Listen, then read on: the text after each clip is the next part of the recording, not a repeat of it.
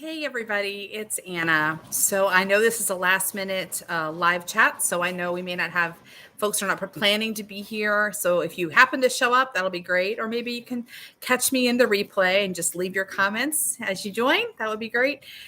So yeah, I was scheduled to do this at 10 in the morning Central Time. And then as I shared in my little post, I've been struggling with some low blood pressure issues. So I'm just going to try to stay even keel, try not to get too excited. Hard for me to do, but I'm going to give it a shot. But I really did want to check in with you guys today, since it is the beginning of the full moon, which is the wolf moon, which I think is sort of a fun, whimsical description of the full moon. And also I wanted to share, so I do want to pull a spread. I'm going to pull a 3-card spread to kind of give us some, hey, AB. Just to give us some, so I'm going to ask basically action steps. I think that'd be fun. But I wanted to share a little bit about the new moon, like the 2 weeks of the new moon. What came up for me, maybe it'll be helpful, maybe it won't. Hi, Sebastian. Oh, good. I'm glad it's good timing for you. I just got done with a client. And I finished with her and I thought, okay, I felt kind of invigorated and vitalized. So I'm like, yeah, let's just go right now. And love your Feminine LLC. Hey, I'm glad there's a few of you guys here. So I was saying that so last 2 weeks ago, we started the new moon. I pulled the question I had was, what am I longing for? Or what is the desire that's coming up for me? And it was the Wheel of Fortune reversed, I believe. So I kind of was asking the question. And the Wheel of Fortune to me is sort of the mind being trained to be able to find blessing in all things, because the Wheel of Fortune kind of tells us the universe is constantly spinning. Sometimes things go your way, sometimes they don't. But, it's not personal. Like, don't take it personally. Don't read it like you're being rewarded or punished. Try to agree with the movement of the universe, also recognizing that your soul is really good at navigating the ebb and flow of the good times and the bad times, and that your soul can always find blessing.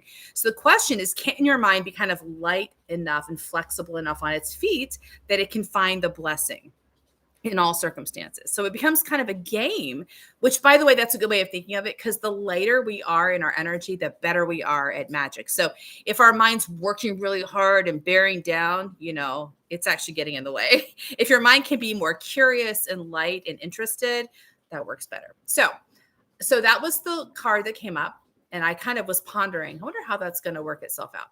Well, so what was interesting is a few days later, maybe, I woke up and I felt blank, right? Sort of a blank feeling.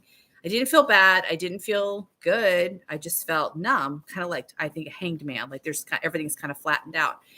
And I realized my mind was looking for energy, right? Looking for, where's the inspiration, or where's the pain point? Where's the struggle? So I realized my mind, fair enough, has learned to respond to my emotional states to decide what to do next, which is what it should. That's good. The mind needs to do that, especially if you're a body or heart intuitive. The mind's supposed to be like scanning your intuition for signals, right? But my intuition wasn't saying anything. That's what was happening. And so my mind was kind of at a loss. Well, how do I know what to do if we're not in pain and we're not feeling inspired? Which kind of is another form of pain, its own way. If we're not feeling like compelled to do anything, then what do we do? And I thought, okay, that's a good question. So I sort of sat in that, like, what does it mean to not feel compelled? And then I was working with another client, and one of my groups, I have a few groups that I work with all year round. And one of my groups, we're working with the tarot and the gene keys, which is a system that Richard Rudd sort of surfaced, sort of human design I Ching combination. It's very cool. It's a very cool thing. But anyway, one of her gene keys had the city of freedom. And the way Richard described freedom was, it's a void. Like, there's nothing there.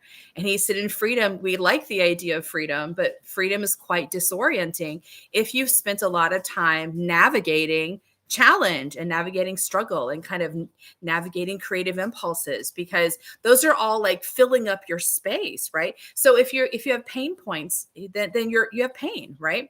And so pain is getting your attention, as it should, and you heal the pain and you feel released, you feel good, you feel better, right?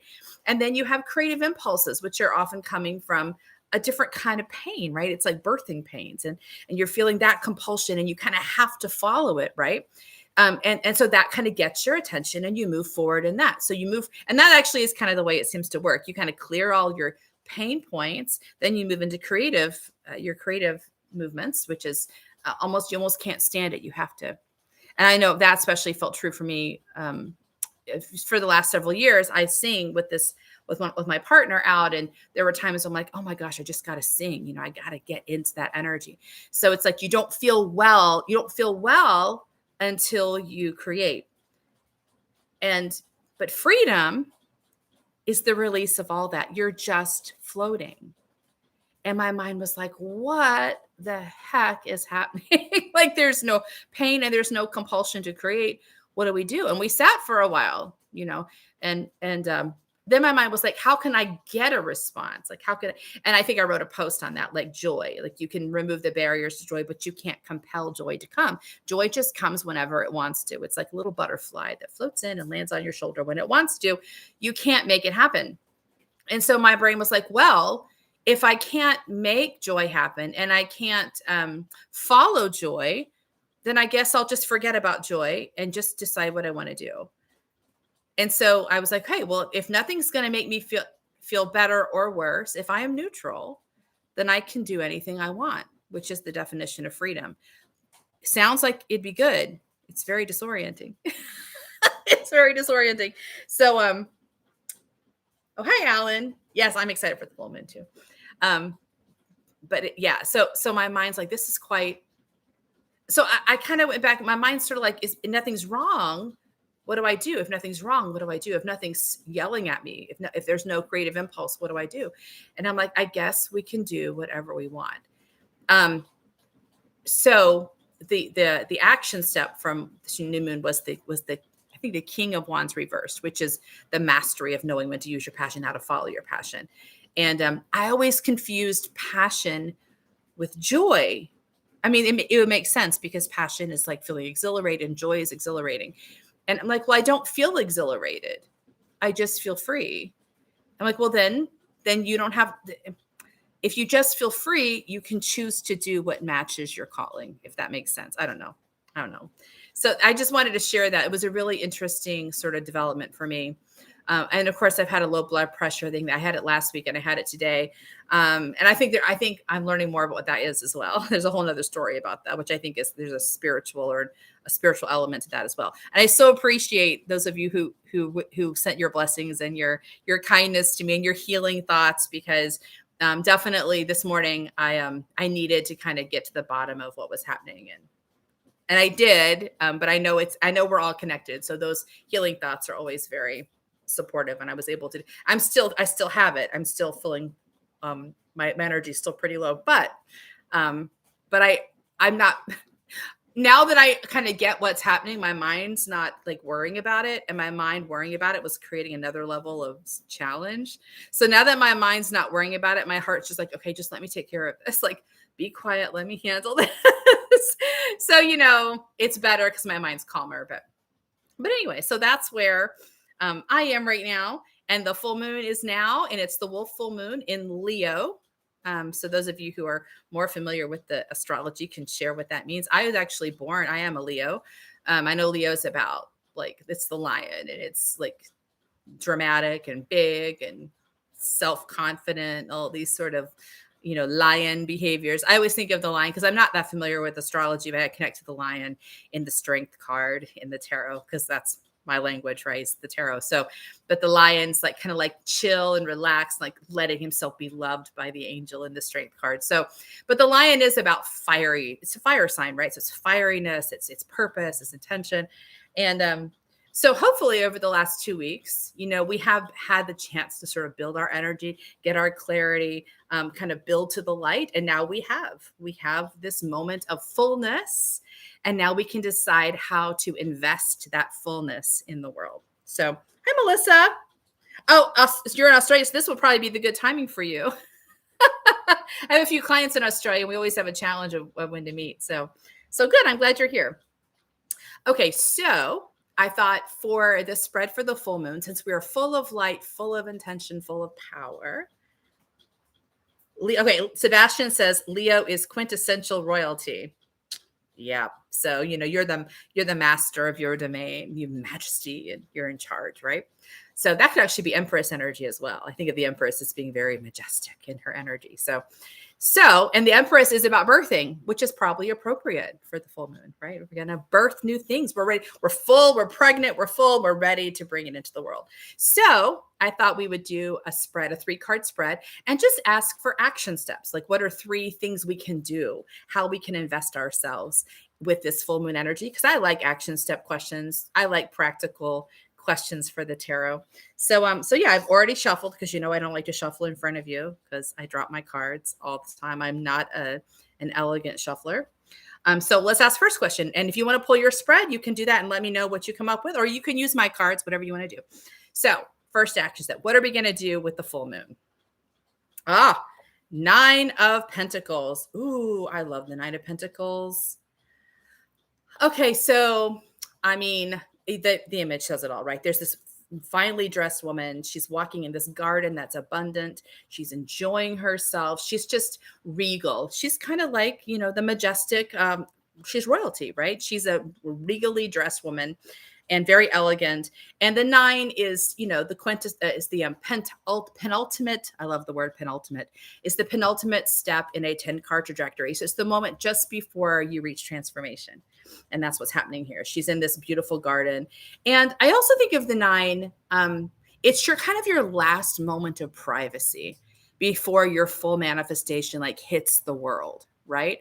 So you get a moment before you do this, before the thing goes live, before your manifestation goes live, you get a moment to be in your space, look at what you've done, enjoy all the wealth you've brought into your life, before you kind of release it into the world. Because in most cases, I definitely in the 10 of Pentacles, the next step is public. And that's true of the 10 of Cups, 10 of Swords. It's not quite the same thing. It's a little bit different, and the other's 10 of Cups, Pentacles, Swords, and Wands. And 10 of Wands. Yeah, so all of these, the 10 moment is where you bring your gift to the world, right? So the 9 is just before you do that. Just before you release the gift. And so she's in her own private garden. She's having a moment to herself, kind of looking at all the beautiful things she's brought into the world. I love this I think it's a falcon. I always call it a falcon because she's got a hood. So, it's got a hood, and she has a glove, which looks like a falconer's glove. So I always think of the falcon as it's hooded. So it's not being free to hunt just yet, right? It's still resting. And I think of the step from the 9 to the 10 is you take the hood off the falcon and send it hunting. Go send it to find the final piece of your transformation, so that in the 10 of Pentacles, the gold falls from the sky on the community. So as an action step, this would tell me to enjoy, to give ourselves a chance to enjoy the beauty we brought into our lives, to not be. I think that's really important because it is one of those resting steps. And in our culture, my culture, I'll say, action steps are valued over resting steps. And they're not more valuable. Action is not more valuable than resting, because if you don't take this chance to really, it is integrating. It's looking at what you've done and really integrating it and enjoying it. For one thing, you're going to push past this point, and you won't really be grounded properly in the final transformation. But also, your mind doesn't get a chance to learn the story. If your mind never pauses and looks at the cool things you're doing, it doesn't realize you're doing cool things. Right? It's the mind only learns through its own observation. And so if you don't walk in this garden and enjoy it and give yourself a chance to really see it and taste it and feel it, your mind won't realize you've done this. And even if you are successful in going to the 10 mark and there's gold raining from the sky, it's your mind won't realize you did it. And then it won't realize you're magical, and then it won't tell the proper story about you, and then it'll kind of live in its place of its faith is not being seen. You're asking the mind to walk in faith when you're following your intuition, but the faith has to become sight at some point. And sight is when the mind goes, oh yeah, look what we did. Okay, oh, I see it now, I get it now. And when the mind's allowed to tell the story that way and integrate the story that way, it becomes more game to do the next cool magical thing. So freedom beats, hey, thanks for being here. So yes, that's our first action step. It's a good one, right? It's a resting step. So we're trying to invest, but this is a different kind of investment. It's just as important to invest in the integration process as in the action process. It's really important to learn that, because we're not really encouraged to do that by our culture. It's countercultural to do the resting. So you have to push a little against the world around you to pull this off. So that's the first action step. And you can let me know if any of you have pulled an action step you want to share. The second is Ace of Pentacles. Well, that's interesting, right? Because we have the Nine of Pentacles, and now we're doing the Ace of Pentacles, starting all the way from the beginning. So I always think of the Ace as the seed card. So it's the beginning point. And really it is an action step, but the action step is just saying yes. It's like pentacles are connected to the physical realm. Oh, I didn't say that before, but pentacles are connected to the physical realm. So they're about things you can see and taste and touch. They're about things you can see manifesting on the physical plane. So here we're like being invited to start a new manifestation. And all you have to do at this point is go, all right, sure, add it to the garden. And then don't mess with it for a while. And I think people think this is where we get messed up a lot, is we think that we get an inspiration, that the right thing is to kind of build a whole structure around that inspiration right away. I feel like I want to write a book. Okay, well, let's take a class on writing a book, and let's get the right computer, and let's get kind of lay out my chapters and whatever the action steps are. Let's start writing right away. When really what you need to do is just say, okay, writing a book, cool. And you put it in the garden. And then you go through another integration process, which is the germination. So you don't have to do anything much besides go, all right, I'm up for that. I'm up for the possibility of writing a book or creating whatever your inspiration is. And I think that that sounds easy, but often we have to, the yes means you don't argue with it a whole lot. You don't overcomplicate it. You don't argue with it. You don't say, but what if nobody buys the book? But what if it's a stupid book? Well, what if I can't come up with all of those questions? You have to like restrain yourself from saying this, because those are not the yes. Those are all the no. And so this is whether you can say yes and just sort of relax, say yes, drop it and leave it alone, which means the mind has learned not to mess with the seed. The seed's in the ground. We've said yes, the seed's in the ground, leave it alone. If the mind's not light on its feet, if it's not feeling confident, it will undermine the yes. So even though it seems easy to do, there's a restraint required. So it's okay. It's okay if we plant things and we keep digging them up for a while. Eventually we learn to leave them alone. So the action step then would be like, what is the thing talking to you? What's the thing that's sparkling in the world that you're like, yeah, I might want to do that. And just sort of leaving it at that point of, yeah, sounds good. All right. And then not engaging it anymore, not asking questions, not making plans, not worrying the seed, letting it take root. Sebastian, I need to go walking before I begin creating. Yes, you do. Whatever you can do, like, don't do it yet. If you have to create, go ahead and create. That means you're not at the seed point, though. That's another. You've already incubated that one if you're ready to create right now.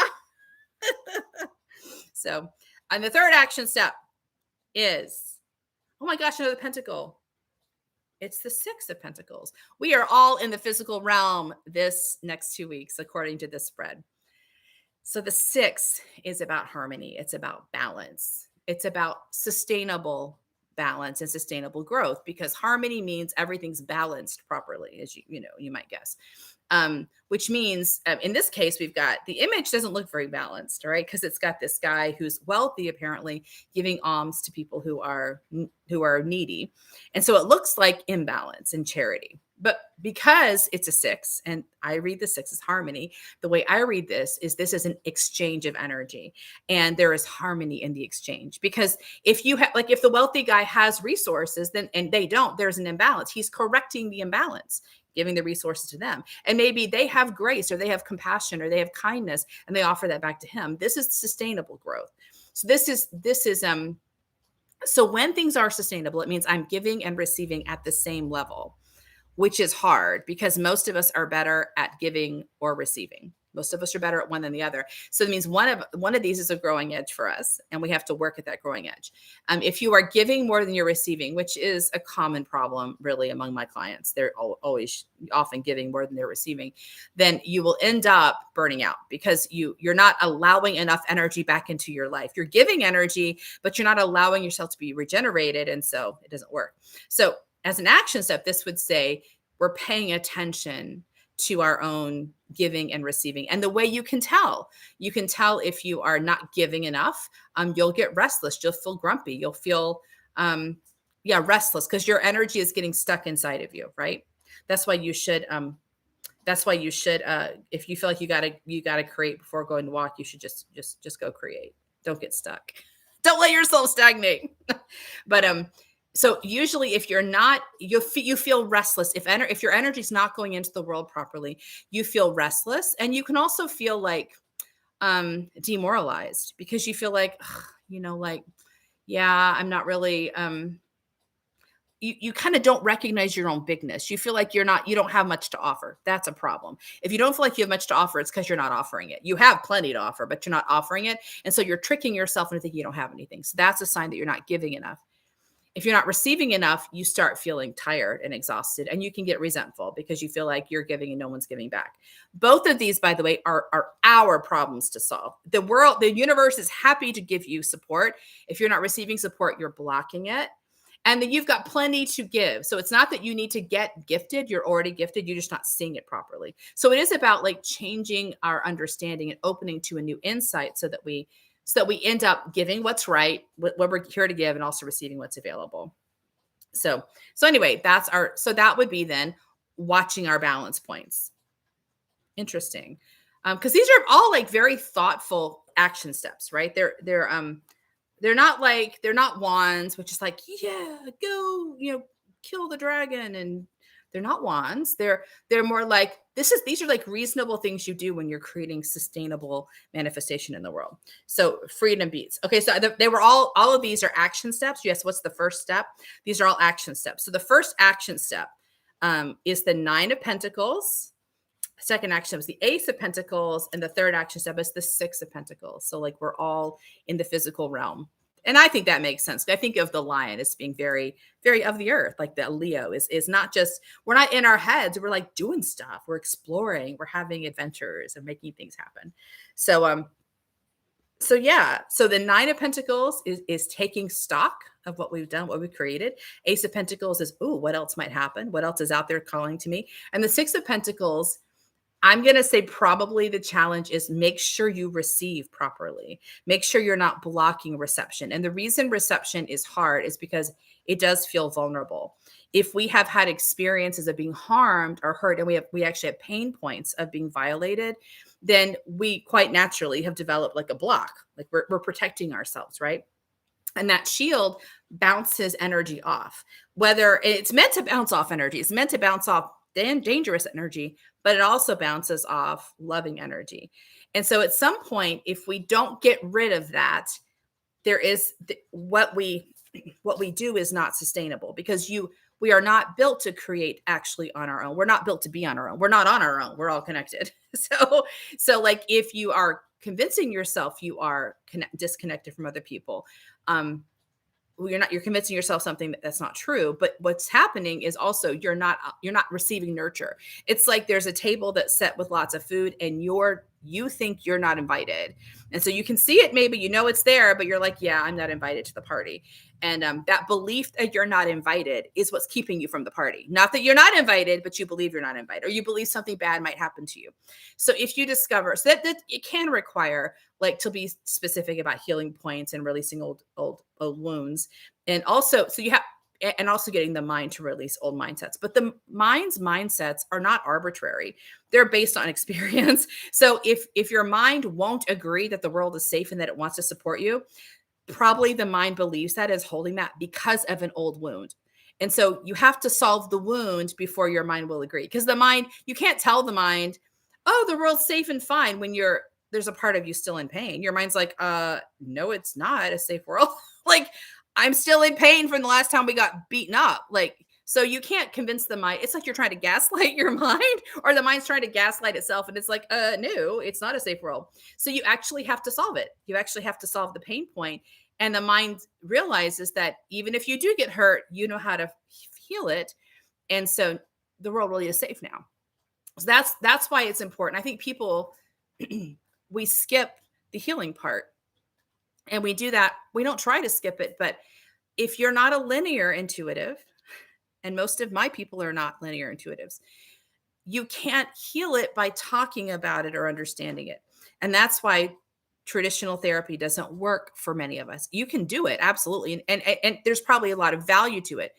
But the final healing doesn't come from talking, from your mind understanding the trauma. It comes from the energetic release. And that is where you bring in the soul, you bring in the divine part of you to heal it. And I think that's with my clients, that's usually what's happened. They understand there are wounds. They just can't, they're still caught by them because they haven't released it all the way. They understand it, but it doesn't result in movement. So I say all that to say, like, and I always talk about my clients, they're like, but I've been doing this. I've been trying to do this. I know this is a problem. And I always say, the people who come to me are not slouches. They're not just like, oh, help me, make me better. They come to me as a last resort because they've done everything they can think of. Their mind has like made every strategy, looked under every rock. And it's like, I can't solve this. And the mind's sort of demoralized. Like, it's like, yeah, I'm at a loss.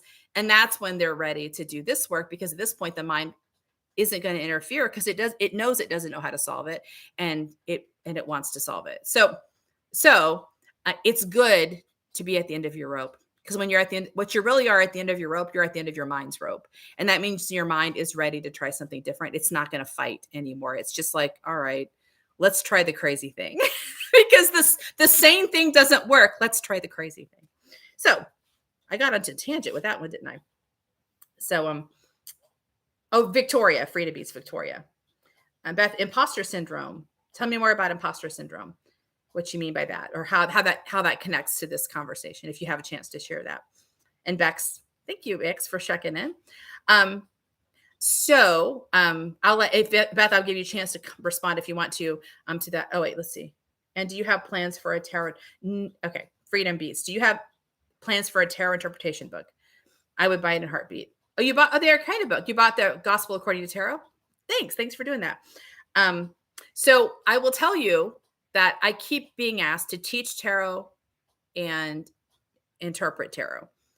And I feel like I don't have any idea how to do that, because to me, it's like, yeah, I'm married to my husband. That's a relationship I have. I can tell you about my relationship with my husband, but I can't tell you what your relationship with your friends or spouse should look like, or your partner should look like, because I just have spent 20 years with him. Right. And I think, so we can talk to each other about our experiences, right? And say, oh, well, this is that when this card came up for me, I saw this, and we can have a chat back and forth. But it is like a relationship you develop yourself with the cards. And I don't know how to, because I feel like so many interpretation books are like, oh, well, the Nine of Pentacles means this, right? Well, I'm not going to tell you the Nine of Pentacles means this. I'm saying how I read the Nine of Pentacles. And you can say, oh, no, the Nine of Pentacles is something very different. And now we're having a conversation, and both of us are right, because I have a relationship that's different. So I feel like there is something about, you have to just have your own relationship with the cards. And there are lots of structures out there. The structure that I use to sort of develop my relationship with the cards, I learned through Biddy Tarot, which is, I think, which is, if you look online, she's in Australia, and she's a creator who's done lots and lots. And she creates a nice structure, but the work is still yours to do, right? If you want to have a relationship, like, with the cards, she has you journal with them, you talk to them, you bring them out, you do. So I'm happy to share my own interpretation, but I don't know, how would that relate to other people? Or how can I tell you that my interpretation is the right one? It's not the right one for others. I've been told they don't agree with my interpretation.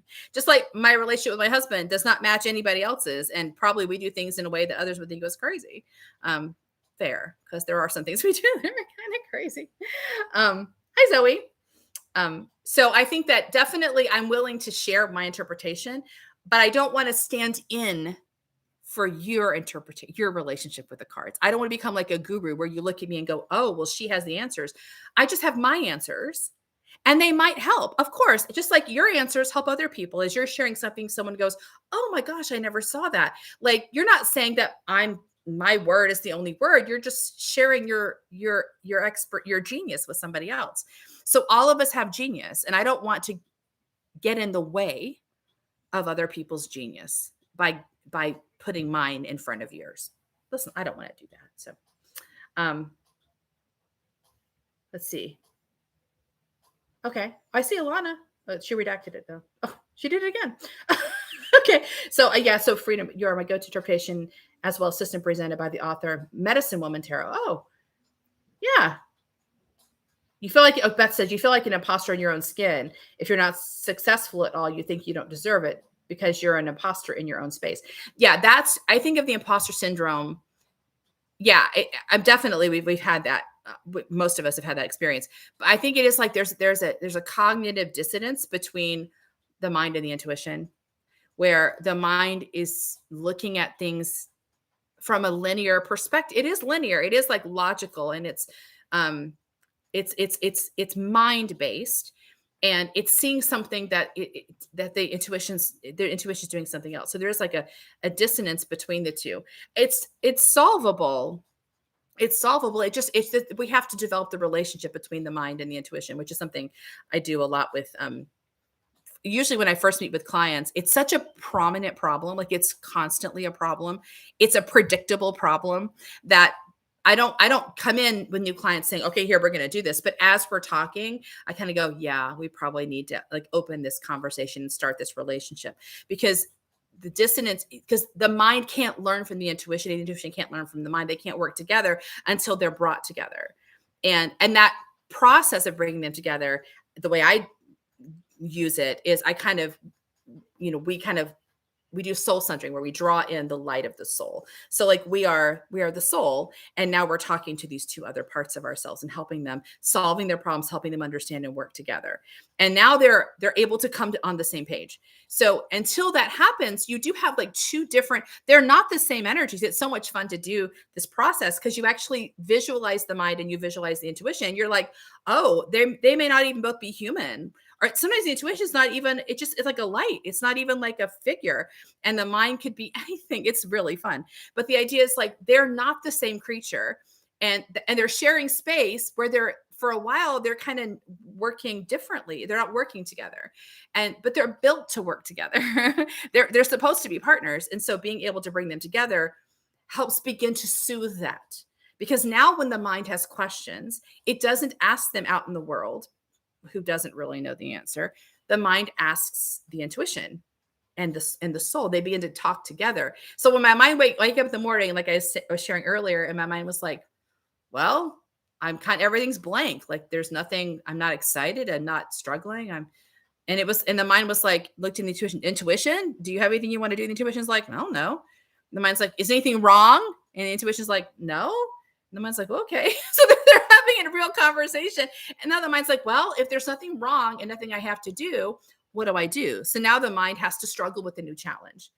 So it is like a little play working out. And I think of it as happening on the astral plane, which is where healing happens to. It's where the astral plane, if you're, it's like we have like 9 different planes that connect to humans, and one's the astral plane. And it's the place where dreams come from, and the place where we have unicorns and, dragons and like all the fantasy things that we envision or we have that are in our dream lives. That's where this happens. And so it happens at a plane that's not the physical plane. It happens at another plane. So there's something really kind of fun and magical about it that I think is, and it seems to be key.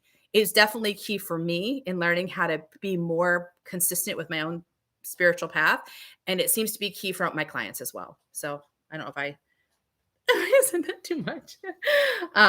So mind meditations. Okay. Yeah, mind meditations are great.